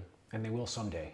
Yeah, they will. After this podcast, they'll know that they could stand on a tiny little jib and so what you're saying is like the tip of your shoe, when it's up against the wall, if then when you jump, or it doesn't have to be the wall, but up against something, when you jump, it like the knuckles almost of your toes, or the tips of your toes, if it protrudes I don't want too that much to push to hit the wall and like kind of make it blow off. Yeah, kind of. Yeah, it wasn't that extreme, but like it was happening at a very minute level, and like taking a video of like literally just the front of the shoe as I was standing allowed me to like understand what was happening. How do you decide like which shoe to use when it comes to midsole stiffness? So in general, shoes can be kind of stiffer. Actually, maybe you can better explain it. Sometimes we talk about shoes being stiff or soft, and what do we mean when we say shoes are stiff or soft, like when it comes to kind of that construction and like the toe box or the midsole? And let's start there. I mean, there's a bunch of different components, and I am not an expert on these by any means, but I've learned a ton about it in the last couple months, or in like year, I guess. So a shoe could be really stiff because it has a midsole that's placed in between like the actual rubber and the kind of cloth on the inside. So sometimes they put like a compressed piece of polyurethane. I'm gonna repeat that part. So a shoe, a shoe could be stiff or soft for a number of different reasons. Like you have the rubber thickness, and then the actual composite that the rubber is made of. Some rubbers are like literally harder than others, right? So that's one component. Then you have the midsole. Madrock has a plastic midsole, polyurethane, that's like 3D molded to have that cupped kind of shape in it. So the shoe retains that kind of downturned aggressive nature a lot longer than other shoes. And then you have like the stiffness and the tightening mechanism. So there's a lot of different components there, but it kind of comes down to what you're wanting to climb on and also how long you like break in the shoe. And for example, I used to primarily climb in the drone CS, which was amazing, like right out of the box. And I climbed like all my competitions and stuff in that. And now I've transitioned to the drone 2, high volume, and that has a lot more rubber and is a much stiffer shoe. But I found if I break it in for longer, it has a very similar level of like pliability as the drone CS, and it actually has harder rubber. So I thought, or I know now that it holds up a little bit better on really low pro volumes and edges because the rubber can handle like my weight on those really demanding holds slightly better than the drone CS. And again, these are like very small margins, but it was kind of interesting to think about that and then break in the shoes and see that difference come to fruition. And then with the Villain, which is a variation of the Drone 2, just with a softer midsole and slightly more aggressive heel, it was really cool to feel how good that shoe was, like without too much breaking in, because the midsole was a bit softer out of the box. I could stand on like insane volumes and insane jibs because it has a really thick amount of rubber on the toe box, and not just where the toe is, but kind of around to the side as well. So I could kind of like sidestep and do these like crazy little matches on jibs. So I feel super confident on pretty much all styles with that shoe now, which is amazing. So we were just talking about how you do all these different disciplines. You know, there's comps and there's volumes and there's plastic and there's dual techs and there's deep water soloing, limestone. What do you think about having like a bunch of different shoes to do things? Like when you step out for a comp and you have 4 different boulders, like do you change your shoes ever between boulders? Like what's the balance of learning a new shoe versus kind of like having one that you really trust, even if it's not like optimal for that particular thing? Because I mean, you have access to quite a quiver. Yeah. I think it's really important to just feel confident with the shoe that you're in. And right now, the Villain kind of fills that for like all types of climbing for me, where I only wore that shoe for like every sport climb and boulder that I did. I think it's, in my opinion, the most like diverse shoe that you could have in terms of like types of climbing you could do with it. But if I was doing a really insecure like slab jump type thing, I might opt for something a little softer like the Remora Pro, which is they're still working on it. So there's some changes that they're going to make from the prototype that I have now, which is revised from the first prototype that they got. So it's cool to see kind of that whole iteration come to fruition. That has a crazy new heel cup on it that is wild for some types of heel hooking. It's like a revised version of the drone kind of heel cup and that lip on it. So if there was a wild like crimp thing that I wanted to heel, I would probably use that shoe. It also has like the most coverage of any toe hook kind of area that I've ever used. So I would use it for that as well. And as like an all around, just like comfy everyday shoe, because it has this crazy strap mechanism that allows you to like unbuckle the whole top of the shoe essentially to just like slide your foot in and then re-Velcro it. So it's really comfy and secure, and you still have that performance. But for me, like the Villain is like great right now, and it's nice to have the confidence in like one shoe that does it all. It's funny sometimes when I look at new shoes now, and I don't see a bunch of rubber on the top, I just think like, what are you guys doing? Like, it's kind of like obvious. If you were to rewind, you would just see that there's like more and more rubber on all parts of the shoe. Yeah. And yeah, the Remora like kind of covered in rubber, and Yeah. you just think like, why would it not be? Like, why would you ever? Because I don't know about you, but my foot will drag on stuff. I mean, sometimes you're just looking for friction. That's like true. you just are, toe hooking. I mean, toe hook's like the wrong word because you're just like hoping and praying for something to catch. Yeah, I mean the downside before was that it's really stiff and like hard to get your foot into, but now with this different closure, it's not. And there's also, I guess the other component is like the fit of the shoe, and that's a big part of like changing between different shoe types. Is like the last that Mad Rock uses for the drone is different than for the Remora and different for the Shark, which is not what other companies do. Like apparently a lot of the other companies will use the same foot shape for like all of their shoes. So if your foot is in that same shape, you're kind of hosed. But their goal is to have a couple different families of shoes. And then within the drone family, you have the super stiff, aggressive outdoor shoe, the comp specific kind of softer shoe, and then like a lace up version and a slip on version. And then you have that kind of 4 shoe quiver within these different families of shoe shapes, which is a crazy cool idea, because then you find the shape that fits you and then you have everything you need. You don't need to relearn a different shape. Like that's the downside of like bringing out 2 completely different types of shoes, is that now where you engage and like the nuances of how it performs are slightly different.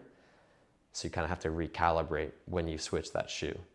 But if you have the same shape, it becomes a lot easier because everything's in the same place. Oh, I see. So now you can find the shoe that like that last just somehow is, the one that you feel most comfortable in. And then you're like, okay, I need like a soft shoe to stand on volumes, or I need to like edge outdoors, and it kind of covers all of that. Yeah, no, that's nice. I like that because I'm one of those people who, once I find something that fits my foot, I kind of want to stick to it.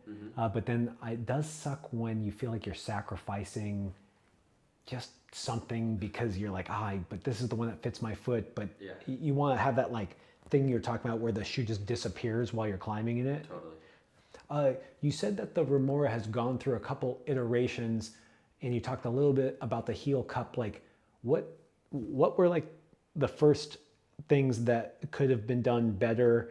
And then, can you just take us through like that process of like, you get a prototype, you gave some feedback, and then like you're doing that again. Like what happened specifically on the Remora? Because I know you said something about like the heel cup too. Mm-hmm. Yes, the first one I looked at had this heel lip thing kind of like at the very edge and like underneath your heel essentially. And I climbed around in that for a while and kind of noticed that it felt like it wasn't part of my foot. Like I had to think about how to place that edge if I want to do a heel hook, a really like technical hard heel hook. So it's like maybe we could move it up so it's kind of on the side of my heel, which is where I usually am heel hooking, especially if you're doing like a hand heel match or something and your foot is kind of turned at that angle. So then the second one, it was kind of moved up, and then for those designs, they make that lip kind of bigger than they anticipate it needing to be, and then you can kind of like file it down and find that sweet spot and make those adjustments to find what really works best for you, and then they'll get that all sorted before it goes into production, obviously. So that was one thing. Also, the heel cup was not quite as like aggressive as on the drone. So I found that when you really engaged on that lip, like the lip was so good and you could pull off like tiny little holds. Like you could pull on heel hook very hard on like the tiniest moonboard crimps, which is crazy.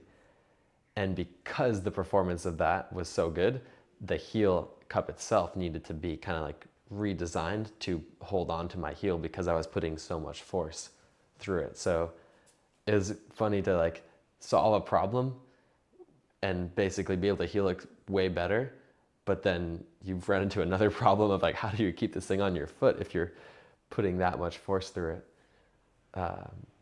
So yeah, it's fun. Like they're like mad scientists, like self-proclaimed. That was in a recent like little pitch deck thing I got from them. Was they're like, we want to be like the mad scientists of climbing, like where we're innovating and trying all these other things and pushing the limits of like what a climbing shoe can do, which is amazing. Like our sport needs that. We can't just be stuck in this is how we make a shoe and this is how it's always going to be. And like they're the only ones using that 3D molding as well, which is super fascinating, where the drone is two pieces of rubber, at least the main actual climbing surfaces. And it just holds that shape for way longer because it's one piece. It's not hand put together, and then you run into like inconsistencies if you have someone physically putting your shoe together every single time and gluing all these pieces, and we could get really into the weeds with that, but it's nice to have a machine doing it so you know it's going to be the same every time. Yeah, it's weird when I've definitely bought two pairs of the same shoe and then you put them on. You're like, wait a second. A little different.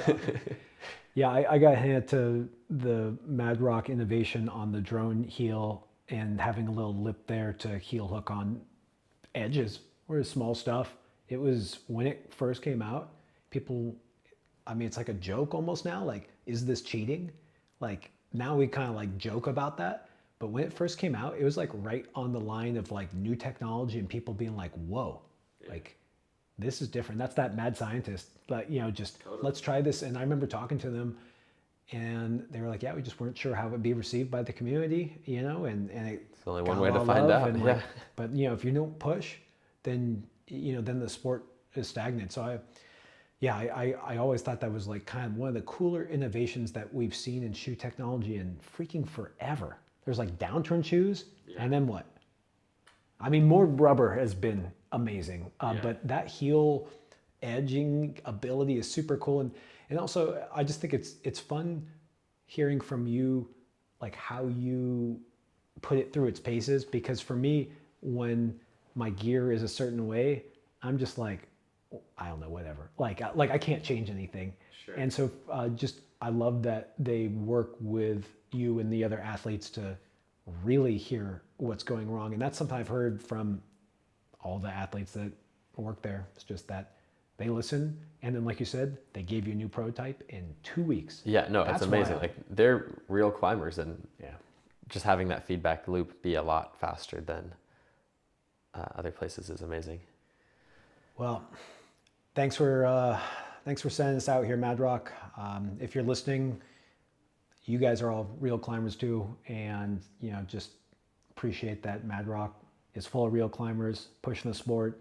And yeah, thanks for giving us like the inside dope on how you like test shoes. I don't know, it's just something that was totally I knew nothing about. Like I said, I just accepted what I was given. Yeah. But it's cool to like hear you videoing, to like, you know, putting it through the paces on that expert level, which like you said, just makes a better shoe for all of us that are, you know, hopefully on our way to greatness ourselves. Yeah, I mean, and it allows you to use it to the fullest extent, like having the confidence, like seeing a tiny little foot jib and being like, I know I can stand on that because I spent 30 minutes the other day only standing on tiny little foot jibs, and videoing it and understanding exactly where the best place to stand on it and how to switch feet. Like that gives me so much confidence. Like I would argue starting with your shoes and how you interact with feet is like pretty core to moving well, because otherwise you're not using all of your lower body, which is way more efficient at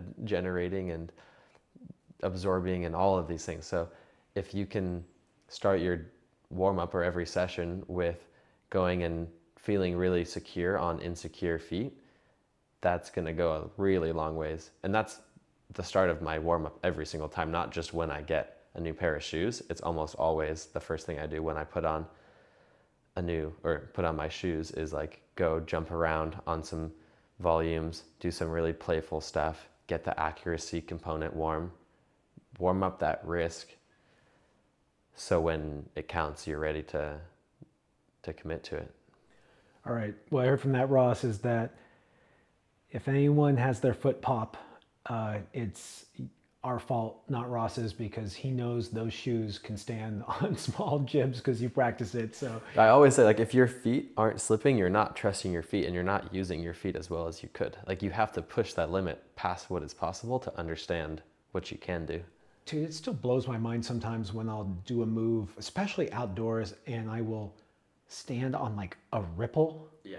And even it'll be like steep and I'll do the move, my foot will stay. I'm like, what is going on here? So then repeat that and like make that the new baseline. Like, that's what's super fun to me, is when you unlock something and you're like, I never thought that was possible, or like, that's so much trickier than what I've done in the past. And then you dial it in and actually understand it. And then boom, like, all of the flow stuff is designed to like make that the new baseline. Like, how can you tap into that level of performance whenever you want? And it starts with like an understanding and confidence in what that ultimate level is. But also, that's why my shins are all bloody and cut up, because I've been trusting feet that are beyond that level. I mean, I love that you're taking things right to the line there. Okay, next podcast, then we'll talk more about getting into flow by having that right challenge. We didn't get into playfulness as much as I would have liked.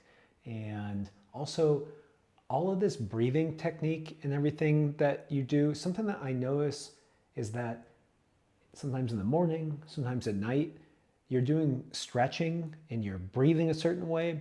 And I think you're also tamping down, like, instead of always being at this high level, like, we go out and we're scared, we're pushing ourselves, we're climbing hard, we're tired, we're laughing, but that's kind of like a heightened state. Totally. And never coming down from that. And I see, It's a dangerous place to be. It's not good. A very taxing place. It's very taxing. It's very taxing. So maybe we can cover that next time. But before we go, Ross, I got my classic question for you. Sorry, go for it. How do you go from good to great? That was a perfect segue, because my answer was going to be exactly what you just brought up. But, well, actually, okay, two things.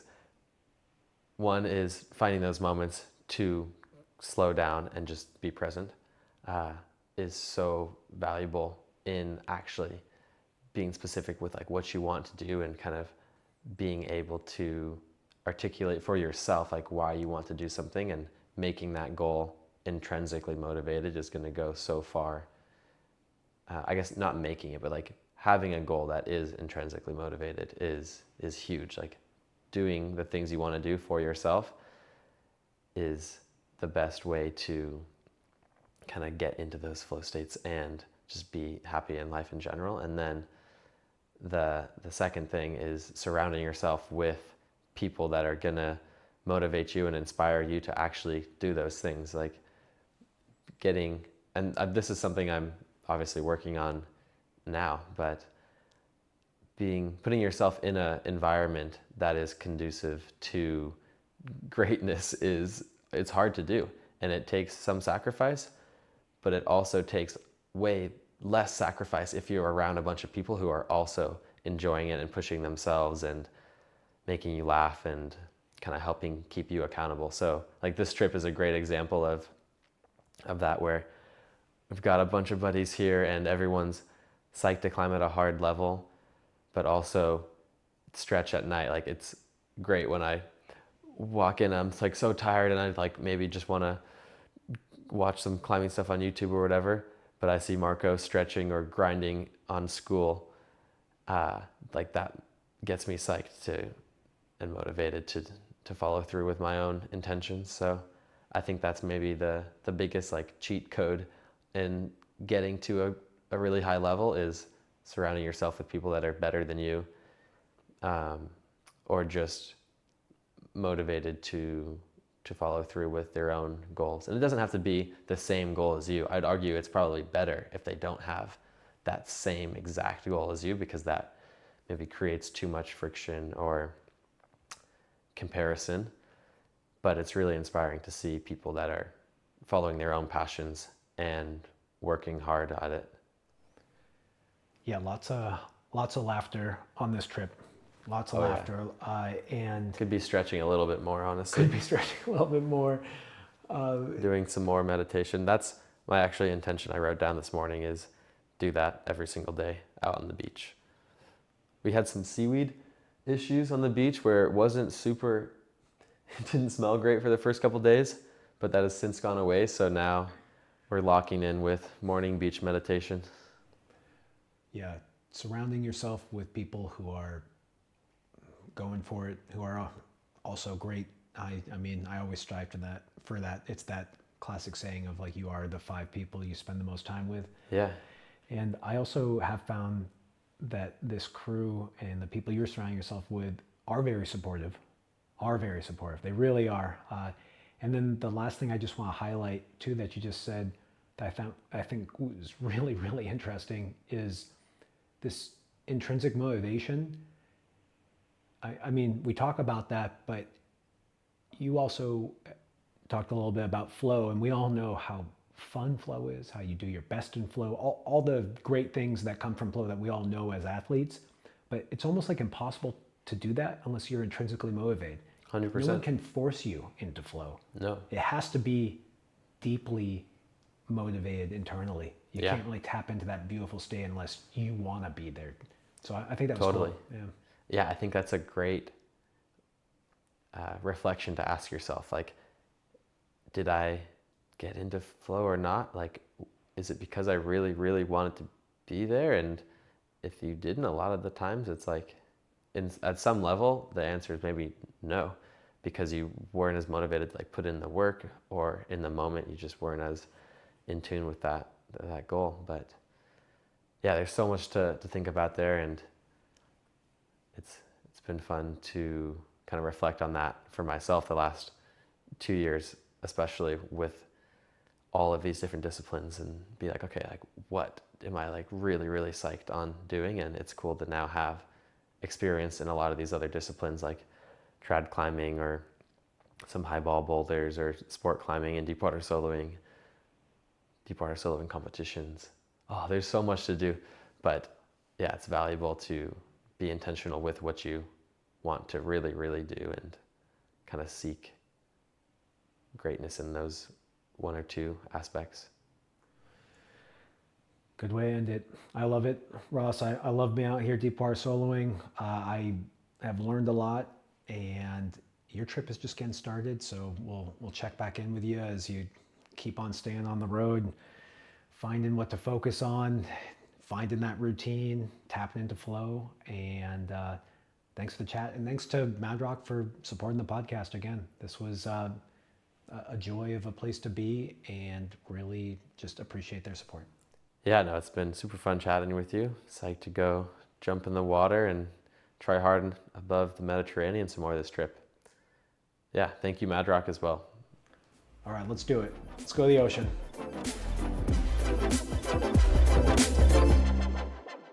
Thanks for tuning in. If you'd like even more content, go to patreon.com/Testpiece.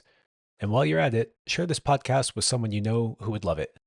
And please leave us a review or rating at wherever you get your podcasts. We've also got tons of great content on YouTube and Instagram, so don't forget to like and subscribe there. Okay, see you next week.